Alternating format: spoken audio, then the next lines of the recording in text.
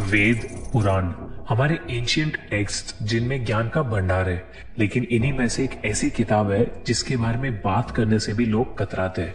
लोग ये मानते हैं कि इस किताब को ना ही कभी घर पे रखना चाहिए और ना ही इस किताब को पढ़ना चाहिए, क्योंकि इस किताब को पढ़ा जाता है सिर्फ और सिर्फ तब जब किसी की मृत्यु हो जाती है। मृत्यु एक ऐसा सच जिसे बहुत कम लोग समझ पाए।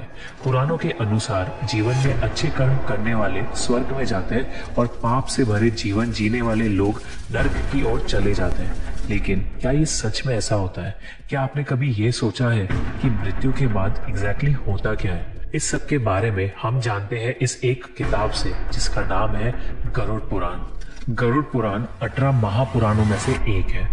गरुड़ पुराण के 2 मेजर पार्ट्स हैं, जिनमें से पहला पार्ट यानी पूर्व खंड में विष्णु जी की भक्ति के बारे में, मेडिटेशन, योग जैसे और भी गहरे ज्ञान के बारे में लिखा गया है। लेकिन गरुड़ पुराण का दूसरा पार्ट उत्तरखंड बात करता है राक्षस युग के बारे में, मृत्यु के बारे में।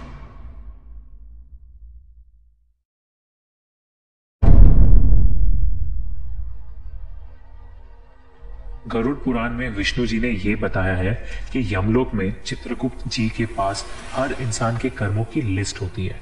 उसने कितने पुण्य किए, कितने पाप किए, ये सब कुछ डिटेल में लिखा होता है। चित्रगुप्त की सभा में हर प्राणी के पाप और पुण्य डिस्कस किए जाते हैं और उसके हिसाब से उसके पनिशमेंट्स को भी डिसाइड किया जाता है। यमराज की सभा में जाने के लिए 4 दरवाजे होते हैं। जो लोग पुण्यात्मा हो, मतलब जिनके दिल साफ हो, उन्हें पूर्व यानी कि ईस्ट के दरवाजे से जाने को मिलता है। इस रास्ते में गार्डन्स है, सुंदर हंस है और ये अमृत से भरा हुआ होता है। पश्चिम यानी कि वेस्ट का रास्ता ज्वेल्स से डेकोरेट किया हुआ है। जो संत हैं उनको इस रास्ते से जाने को मिलता है।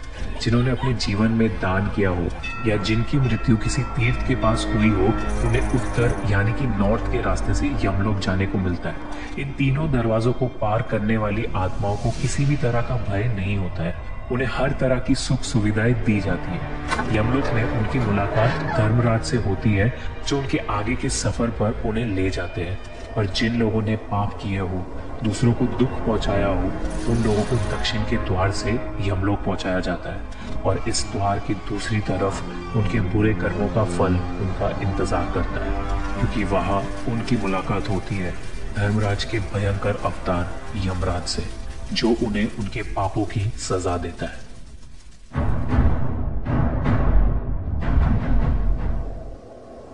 गरुड़ पुराण में अलग अलग पापों और दुष्ट कर्मों के लिए 28 अलग अलग भयानक और दर्दनाक पनिशमेंट्स बताई गई है। हर बुरे कर्म के लिए एक सजा है।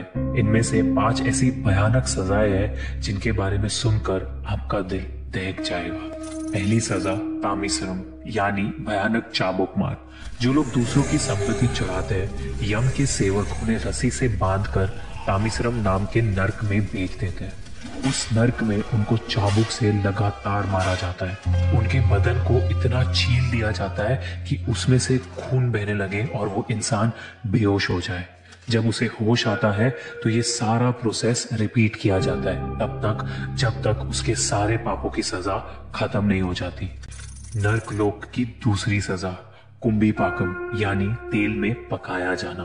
जो लोग दूसरे लोगों को अपने फायदे या मजे के लिए नुकसान पहुंचाते हैं, उन्हें कुंभीपाकम नर्क में भेजा जाता है, जहां एक बड़े से बर्तन में उबलते हुए तेल में उन्हें जलाया जाता है। तीसरी सजा रौरावम यानी सांपों से डसवाना। जिन लोगों ने दूसरों के साथ किसी भी तरह का छल कपट किया है, उन्हें रौरावम नर्क में भेजा जाता है। जलते हुए कोयलों से भरी धरती पर उन्हें फेंक दिया जाता है, जहां वो अपनी जान बचाने के लिए यहाँ वहां भटकते हैं। उनके पैर छिलकर फट जाते हैं, जिसके बाद सैकड़ों जीव जैसे सांप, मच्छर, बिच्छू, कौवे उनके बदन को नोच नोच कर खा लेते हैं। उनका शरीर दोबारा जुड़ता है और पूरी सजा फिर से दोहराई जाती है। चौथी भयानक सजा प्राणरोधम यानी बॉडी के टुकड़े टुकड़े करना। ये नर्क उन लोगों के लिए है जो जानवरों का शिकार करके उन्हें खाते हैं। यहाँ पर यम के सेवक व्यक्ति के बदन के टुकड़े टुकड़े करते हैं। कुछ समय बाद ये सारे टुकड़े आपस में जुड़ जाते हैं और उन्हें फिर से काटा जाता है। ये सिलसिला कई हजारों वर्षों तक चलता रहता है। 5वीं भयानक सजा तप्ता मूर्ति यानी जलाया जाना। जो लोग नाजायज रिश्ते बनाते हैं, अननेचुरल सेक्सुअल एक्टिविटीज करते हैं, उन्हें इस नर्क में जलाया जाता है। तपते हुए अंगारों से दहकती हुई जमीन पर उन्हें बांधकर फेंक दिया जाता है, जहां उनका बदन धीरे धीरे आग में पिघल जाता है। वो रिकवर होते हैं और दोबारा आग में जलते हैं।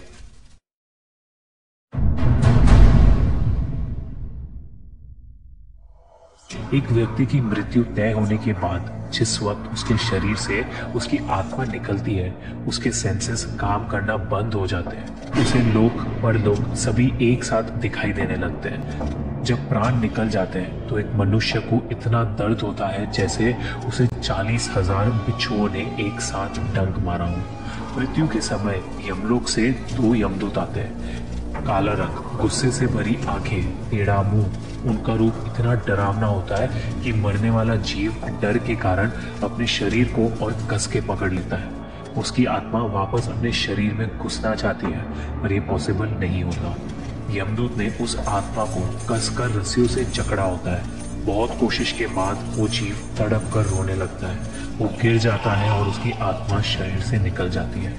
यमदूत तुरंत उसकी आत्मा को बांध कर ले जाता है और यहीं से शुरू होता है यमलोक का सफर, जहां पाप और पुण्य को तोला जाता है, कर्मों का हिसाब किया जाता है और सजा सुनाई जाती है। मृत्यु के बाद यमदूत इंसान की आत्मा को यमलोक ले जाते हैं।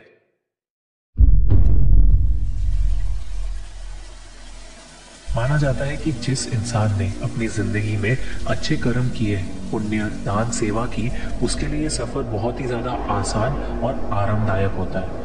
उसे एक रथ में बिठाकर ले जाया जाता है। लेकिन जिसने अपनी जिंदगी में अच्छे कर्म नहीं किए होते, उनके लिए ये सफर का हर क्षण दर्द और पीड़ा से भरा होता है, क्योंकि यमदूत उस जीव की आत्मा को रस्सी से बांधते हैं और घसीटते हुए ले जाते हैं। उसे कहीं पर भी आराम करने का मौका नहीं मिलता।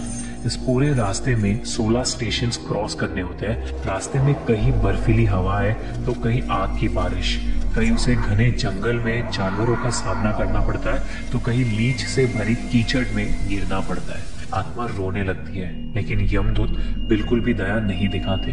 इसके बाद आत्मा को कोड़े मारकर अपने पूरे जीवन में किए हुए सारे पापों को याद कराया जाता है। इस तरह पृथ्वी लोक से यमलोक का सफर बहुत ही ज्यादा पेनफुल होता है, बहुत ही ज्यादा टॉर्चर से भरा होता है।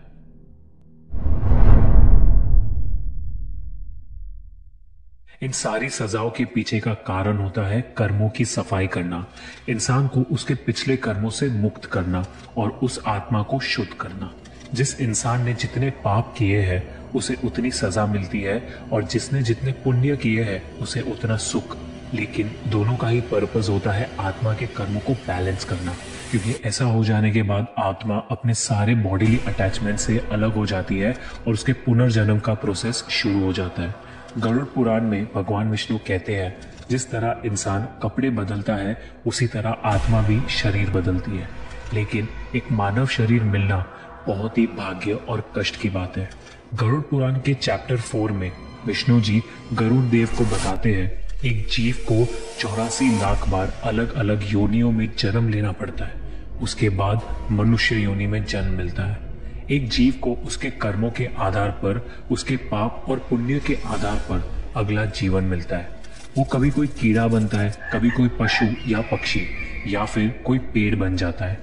ऐसे ही 84 लाख बार अलग अलग रूप में जन्म लेने के बाद जब उसके पाप और पुण्य बराबर हो जाते हैं तब मनुष्य जीवन की प्राप्ति होती है। गरुड़ पुराण डिटेल में डेथ की बात करती है, पर साथ ही ये हमें कई सारे लाइफ लेसन्स भी सिखाती है। ये हमें बताती है कि हमें मनुष्य जीवन बहुत मुश्किल से प्राप्त होता है। इस जीवन को किस तरह जीना है, ये चॉइस हम सबकी है। आपके इस बारे में क्या थॉट्स है हमें कमेंट्स में जरूर बताइए। और अगर ये वीडियो आपको पसंद आई हो तो इसे प्लीज लाइक और शेयर कीजिए। और अगर आपको ऐसी ही अनदेखी, अनसुनी और अनकही कहानियों के बारे में जानना है, देन डू सब्सक्राइब।